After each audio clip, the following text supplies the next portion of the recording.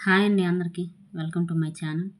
So, ఈరోజైతే మనం చాలామందికి జాగ్రఫీ కాదు ఏ టాపిక్ అయినా సరే, మనం ఏ టాపిక్‌నైనా, ఏ సబ్జెక్ట్‌లో అయినా ఎలా చదివితే మనకి ఎక్కువ కాలం గుర్తుంటుంది, ఎలా గుర్తుంటుంది అనేది మనకి తెలియాలి ఫస్ట్. మనం చదివింది చిన్న టాపిక్ అయినా, పెద్ద టాపిక్ అయినా దాన్ని మనం ఎలా గుర్తుంచుకోవాలి. అలాగే ఒక పేజీలో ఉన్న మ్యాటర్‌ని ఎంత తక్కువ వీలైతే అంత తక్కువ పేజీలో మనం మనకు అర్థమైనట్టు రాసుకోవాలి. అలా ఎలా రాయగలం, అలా ఎలా రాసుకోవాలి అని అయితే నేను మీకు ఈరోజు ఈ వీడియోలో చెప్పాలనుకుంటున్నాను నాకు తెలిసినంత వరకు. ఓకేనా? సో, లేట్ చేయకుండా అయితే వీడియో మొదలుపెట్టేద్దాం. ఫస్ట్ అండి ఈరోజు ఇండియన్ జియోగ్రఫీలోని ఒక టాపిక్ ఇది. అదేంటంటే భారతదేశానికి క్షేత్రీయ అమరిక అనమాట. సో, లొకేషన్ గురించి అయితే తెలుసుకుందాం. భారతదేశం లొకేషన్ అలాగే ఫిజికల్ సెట్టింగ్ ఆఫ్ ఇండియా గురించి అయితే తెలుసుకుందాం. ఓకేనా? సో, ఇది ఒక పేజీ కదండి ఇది. సో, ఇదంతా ఒక పేజీ చూడండి. సో, ఇదంతా ఒక పేజీ అనమాట. ఇండియన్ జియోగ్రఫీలోని ఈ టాపిక్లోని ఒక పేజీ అనమాట. ఫస్ట్ ఏం చేస్తారంటే ఫస్ట్ అసలు ఈ పేజీలో ఏంటుంది మ్యాటర్, ఈ పేజీలో ఉన్న మ్యాటర్ మనకి ఏం తెలియజేస్తుంది. సో, ఈ పేజీలో ఎంత ఇంపార్టెంట్ మ్యాటర్ ఏముంది, పేజీ మొత్తం ఇంపార్టెంటా, పేజీలో ఏవి ఇంపార్టెంట్ పాయింట్స్ అనేది మనకు అర్థం అవ్వాలి మన సిలబస్ పరంగా. ఓకేనా? సో, ఫస్ట్ ఏం చేస్తారంటే ఫస్ట్ క్యాజువల్గా జస్ట్ ఇక్కడి నుంచి అంటే ఫస్ట్ స్టార్టింగ్ నుంచి ఎండింగ్ వరకు ఒక్కసారి ఈ పేజీ మొత్తం చదవండి. అర్థమవుతుందా? జస్ట్ చదవండి. చదివాక రెండోసారి పెన్ను పట్టుకొని సో నెమ్మదిగా చదవండి. నెమ్మదిగా అంటే అర్థం చేసుకుంటాం. ఇప్పుడు అధిక విస్తీర్ణం, భౌతిక, సాంఘిక, సాంస్కృతిక వైవిధ్యాలతో కూడిన భారత భూభాగం ఒక విశిష్ట క్షేత్రీయ అమరికను కలిగి ఉంది. దేశ క్షేత్రీయ అమరికను దాని యొక్క ఉనికి, పొరుగు దేశాలతో గల సరిహద్దులు, తీర సరిహద్దులు, హిందూ మహాసముద్రంలోని దీవులు మొదలైన అంశాల పరంగా అయితే తెలుసుకోవచ్చు అని చెప్పాడు ఇందులోనే. తర్వాత నెక్స్ట్ పాయింట్ ఏం చెప్పాడు, భారతదేశాన్ని ఒక ఉపఖండంగా పిలుస్తారు అని అన్నారు. సో, ఇది ఇంపార్టెంట్. భారతదేశం ఖండమా ఉపఖండమా అనేది మనకు తెలియాలి. సో, భారతదేశం ఖండం అయితే కాదు, అందరికీ తెలిసిందే. భారతదేశం ఒక ఖండానికి ఉండాల్సిన లక్షణాలు ఉండడం వల్ల భారతదేశాన్ని ఉపఖండంగా పిలుస్తామన్నమాట. సో, ఇది ఒక ఇంపార్టెంట్ పాయింట్ మనకు తెలియాల్సింది. అలాగే ఎందుకంటే నెక్స్ట్ ఆసియా భూభాగం నుండి హిమాలయాల ద్వారా వేరుపడే ఒక విశిష్టమైన శీతోష్ణ స్థితి మనకైతే ఉంది. ఇది అందరికీ తెలిసిందే. మనకి ఒక విశిష్టమైన శీతోష్ణ స్థితి ఏర్పడడానికి కారణం ఏంటి? హిమాలయాలండి. Very very important. అర్థమవుతుందా? సో, హిమాలయాల ద్వారా మనకి ఒక విభిన్నమైన శీతోష్ణ స్థితి అయితే కలిగి ఉండడం అయితే జరిగింది.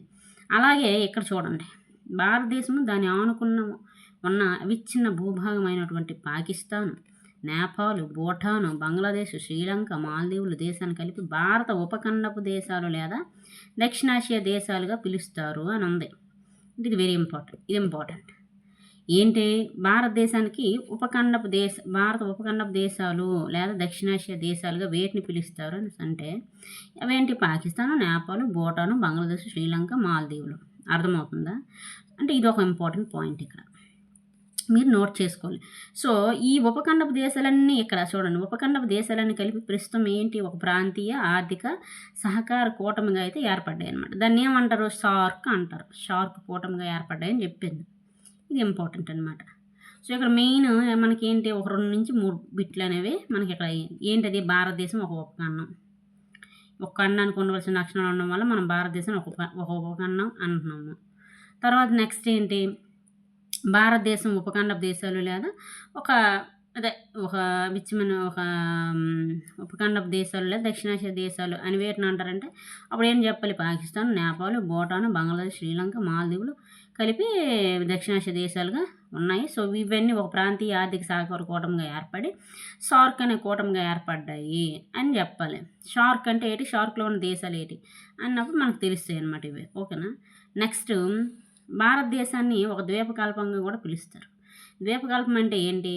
ఒకవైపు భూభాగం ఉండి 3 వైపుల జలభాగం ఉంటే దాన్ని ద్వీపకల్పం అంటారు. మన భారతదేశానికి ఒకవైపు భూభాగం 3 వైపుల జలభాగంతో ఆవరించబడి ఉంది కాబట్టి దాన్ని ద్వీపకల్పం అంటున్నాము. అర్థమైంది. ఇంపార్టెంట్ పాయింట్ కదా. సో, ఇది ఒక పాయింట్ అనమాట. నెక్స్ట్ భారతదేశానికి ఇండియా అనే పేరు ఎలాగొచ్చిందంటే అప్పుడు సింధు నది పేరు మీదకి రావడం జరిగింది. కారణం ఏంటంటే మొదటిగా దండయాత్ర చేసిన గ్రీకులు సింధు నదిని ఇండస్ అని పిలిచేవారు. సో, ఇండస్ పరివాహక ప్రాంతంలో ఉన్న వాళ్ళని ఇండోయిల్ అని పిలిచేవారు. సో, తర్వాత 17వ శతాబ్దంలో వచ్చిన బ్రిటిష్ వాళ్ళు అనేవాళ్ళు ఏమన్నారు, ఇండోయిల్ని ఇండియాగా పిలిచారు. సో భారతదేశానికి ఇండియా అనే పేరు ఎందువల్ల వచ్చింది, దేనివల్ల వచ్చింది, ఎలా వచ్చింది అని అడిగినప్పుడు ఈ పాయింట్ ఇంపార్టెంట్. అర్థమవుతుందా? సో నెక్స్ట్ ఇక్కడ చూసారా, అంటే వీటిలోని ఏంటి ఉన్నాయి మనకి ఎగ్జామ్ పరంగా ఏంటి ఇంపార్టెంట్, ఎలా చదవాలి, ఎలా బిట్లు మనం తయారు చేసుకోవాలి ఒక పేజీలోని మనకి సిలబస్కి అనుగుణంగా అనేదే నేను చెప్తున్నానండి, ఇంకేం కాదు. నెక్స్ట్ ఏంటంటే హిందూ మహాసముద్రానికి ఉత్తరాన దక్షిణాసియా ఖండ భూభాగంలో మన భారతదేశం ఎక్కడ ఉంది, ఉనికి మన భారతదేశం ఎక్కడ ఉంది, హిందూ మహాసముద్రానికి ఉత్తరాన దక్షిణాసియా ఖండ భూభాగంలో. ఇగోండి ఇది ఇంపార్టెంట్. 8 డిగ్రీలు 4 నిమిషాల నుంచి 37 డిగ్రీలు 6 నిమిషాల ఉత్తర అక్షాంశాల మధ్య, 68 డిగ్రీల నుంచి 7 నిమిషాల నుంచి 97 డిగ్రీలు 25 నిమిషాల తూర్పు రేఖాంశాల మధ్య ఉత్తరార్ధగోళం పూర్వార్ధగోళం మధ్య భారతదేశం విస్తరించి ఉందని చెప్తాం. ఈ అక్షాంశాలు ఈ రేఖాంశాల మధ్య. అర్థమవుతుందా? ఈ రేఖాంశాలు ఈ అక్షాంశాల మధ్య ఇది ఒక బిట్ అనమాట. నెక్స్ట్ భారతదేశం ఉత్తర దక్షిణాలు పొడవులు అడుగుతుంది. 3214 2933 అనమాట. ఇదేంటిది ఉత్తర దక్షిణాలు, ఇది తూర్పు పడమరలు. ఎన్ని అక్షాంశాలు అంటే 30 అక్షాంశాలు, 30 రేఖాంశాలు వెళ్తానని చెప్తాం అనమాట. నెక్స్ట్ ఇంపార్టెంట్ ఏంటి, కర్కటక రేఖ. ఇది ఇందులో నుంచి బిట్టు ఎలా అంటే ఎలా అని అడుగుతారండి. సో కర్కటక రేఖ అనే దాని నుంచి బిట్టు ఎన్నో విధాలుగా అడగడానికి అయితే అవకాశం ఉంటుందన్నమాట. సో ఇలాంటి టాపిక్ వచ్చినప్పుడు కర్కటక రేఖ అనేది ఒక టాపిక్ కొనుక్కోండి ఈ పేజీలోని, ఓకేనా, కొంచెం పెద్ద టాపిక్ కొనుక్కోండి. సో కర్కటక రేఖని ఎలా చదవాలని చెప్తాను చూడండి. కర్కటక రేఖ అనేది ఏంటి, 23.5 డిగ్రీల ఉత్తర అక్షాంశ రేఖ అనమాట. సో దేశానికి ఇది ఎలాగెళ్తుంది, అడ్డంగా, అంటే దేశాన్ని 2 సమాన అర్ధభాగాలుగా అనేది కర్కటక రేఖ అనేది విభజిస్తుంది అనమాట. సో దేశంలో ఇది ఎన్ని రాష్ట్రాలు గుండా వెళ్తుంది, 8 రాష్ట్రాల గుండా వెళ్తుంది అనమాట. అవి ఏంటి అని అడుగుతాడు. రాజస్థాను, గుజరాత్, మధ్యప్రదేశ్, ఛత్తీస్గఢ్, జార్ఖండ్, పశ్చిమ బెంగాల్, మిజోరాం, త్రిపుర అంటాం. సో ఎక్కువ ఎక్కడైతే మధ్యప్రదేశ్, తక్కువ ఎక్కడ వెళ్తుందంటే రాజస్థాన్. అర్థమవుతుందా? ఇందులో అడిగే అవకాశాలు ఉన్నట్టు నేను చెప్తున్నాను. ఎక్కువ వందల మధ్యప్రదేశ్, తక్కువ వందల రాజస్థాన్. సో అలా అనమాట. సో ఈ కర్కటక రేఖ అనేది దేశాన్ని అడ్డంగా 2 సమాన అర్ధభాగాలుగా విభజిస్తుంది. కర్కటక రేఖ అనేది 23.5 డిగ్రీల ఉత్తర అక్షాంశ రేఖ. కర్కటక రేఖ అనేది దేశంలో 8 రాష్ట్రాలు గుండా వెళ్తుంది. ఆ 8 రాష్ట్రాలు గుర్తుపెట్టుకోండి. అలాగే 8 రాష్ట్రాలు గుర్తుపెట్టుకుని ఒక కోడ్ పెట్టుకోండి. అందరికీ తెలిసిందే, 8 రాష్ట్రాలు గుర్తుండాలంటే రాచగుమ జాపత్రిమి అని గుర్తుపెట్టుకుంటే 8 రాష్ట్రాలు గుర్తుంటాయి. రా అంటే రాజస్థాన్, చే అంటే ఛత్తీస్గఢ్, అలాగా ఆ 8 రాష్ట్రాల పేర్లు రాచగుమ జాపత్రిమి అనే కోడ్లో ఉంటుంది అనమాట. సో అది గుర్తుపెట్టుకున్నా. అందులోనే ఆ కోడ్ గుర్తుపెట్టుకున్నాక ఎక్కువ ఎంత వెళ్తుందంటే మధ్యప్రదేశ్, తక్కువ ఎంత వెళ్తుందంటే రాజస్థాన్. అలా అడిగినప్పుడు పెట్టుకుంటే సరిపోతుంది. అలాగే ఈ కర్కటక రేఖ దేశంలో ఐజ్వాల్, అగర్తల, రాంచీ, భోపాలు, గాంధీనగర్ పట్టణాలకు అయితే సమీపంగా పోతుందన్నమాట. సో అత్యంత సమీపంలో త్రిపురలోని ఉదయపూర్ నగరం గుండా అయితే వెళ్తుంది అనమాట. సో కర్కటక దేశంలో అత్యంత సమీపంలో వెళ్ళే రాజధాని నగరం ఏంటని అడిగారంటే రాంచీ అని చెప్పండి. అలాగే కర్కటక రేఖ దేశంలో ఉత్తర దక్షిణ భారతదేశాలు 2 సమాన అర్ధభాగాలుగా అని విభజిస్తుందని చెప్పండి. తర్వాత కర్కటక రేఖ మహీనది అనేది 2 సార్లు అటు ఇటు ఖండిస్తుంది. ఏ నది కర్కటక రేఖను 2 సార్లు అటు ఇటు ఖండిస్తుంది అంటే మహీనది. సో అలా ఒక టాపిక్ అని పట్టుకుంటే దానికి సబ్ టాపిక్స్ అలా చేసుకుంటూ దానికి లింక్ అయిన ఏదైనా ఒక బిట్లు ఉంటే ఆ బిట్లు రాసుకుంటే దానికి సంబంధించిన బిట్ ఏదైనా వస్తే మనకి మార్కు పోకుండా వస్తుందన్నమాట. సో ఏ టాపిక్ అయినా మీరు ఇలా చదువుతూ లింక్ చేసుకుంటూ వెళ్తూ ఉంటే మనకి ఏ టాపిక్ అని గుర్తుంటుంది. ఇది చదువుతున్నప్పుడు, ఈ పేజీ చదువుతున్నప్పుడు అండి, ఒక పేపర్ లేదా రఫ్ బుక్ అనేది మనం పక్కన పెట్టుకొని ఏ టాపిక్ చదువుతున్నాం, ఆ టాపిక్లో ఏ పేజీ చదువుతున్నాం, ఆ పేజీలో మనకి కావాల్సిన ఇన్ఫర్మేషన్ ఎంత ఉంది అని అర్థం చేసుకున్నప్పుడు మనకు టైము సేవ్ అవుతుంది. అలాగే ఆ తక్కువ రాసుకున్న మ్యాటర్లోనే మనకి ఎక్కువ మార్క్స్ వచ్చాయి. అంటే ఇంపార్టెంట్ మ్యాటర్ మనం పట్టుకోగలిగితే మనకి ఎక్కువ మార్క్స్ వచ్చే అవకాశం అయితే ఉంటుంది. సో నేను ఈరోజు ఈ వీడియోలో ఏం చెప్పాలనుకున్నానంటే ఇది, అంటే ఒక టాపిక్ని ఈ విధంగా మనం అర్థం చేసుకుంటూ, అంటే ఎంత పేజీలో మనకి ఇంపార్టెంట్ ఏంటి అర్థమవుతుందా, మనకి ఇంపార్టెంట్ ఏంటి, దాన్ని మనం ఎలా రెడీ చేసుకోవాలి మనం చదవడానికి ఒక బిట్స్ పరంగా. అర్థమవుతుందా? సో ఒక టాపిక్ అంటూ మనం చదివినప్పుడు దాన్ని క్లారిటీగా చదవాలి, బిట్ మిస్ అవ్వకుండా.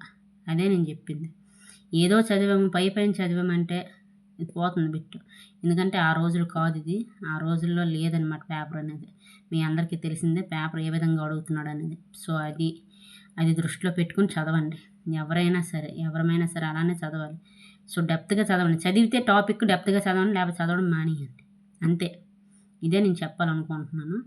సో ఇప్పుడు కర్కటక రేఖ దాని పూర్తి ఇన్ఫర్మేషన్ చదవండి. కర్కటక రేఖ ఎన్ని రాష్ట్రాలు గుండా వెళద్ది, 8 రాష్ట్రాలు గుండా వెళద్ది అని చదివి సూచనమా సరిపోద్ది.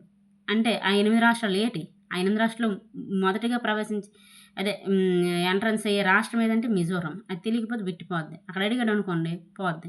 అందులో ఎక్కువ దూరం ప్రయాణించే రాష్ట్రం ఏది? మధ్యప్రదేశ్. తక్కువ దూరం ప్రయాణించే రాష్ట్రం ఏది? రాజస్థాన్. ఈ 2 తెలుసుకోకపోతే బిట్టిపోద్ది. సో కర్కటక రేఖ అంటే ఓన్లీ కర్కటక రేఖ 23.5 డిగ్రీల ఉత్తర అక్షాంశ రేఖ ఇది 8 రాష్ట్రాల గుండా వెళ్తుందని గుర్తుపెట్టుకుంటే పోతుంది. సో ఏదైనా డెప్త్గా చదవండి, బాగా చదవండి. టైం టేకింగ్ అయినా పర్వాలేదు. ఒక పేజీని నీట్గా చదివి ఆ పేజీలో మీకు ఏది ఇంపార్టెంటో మనకి ఎగ్జామ్ ఓరియంటెడ్లో అది అర్థం చేసుకొని ఒక పేపర్ మీద మీరు రాస్తూ చదువుతూ ఉంటే మీకు ఎక్కువ కాలం గుర్తు ఉంటుంది. మీరు గుర్తుపట్టగలరు క్వశ్చన్ పేపర్లో వచ్చినప్పుడు. ఓకేనా? సో వీడియో కనుక యూస్ఫుల్ అనిపిస్తే ఖచ్చితంగా లైక్ చేయండి, షేర్ చేయండి, సబ్స్క్రైబ్ చేయండి, నన్ను సపోర్ట్ చేయండి. Thank you so much.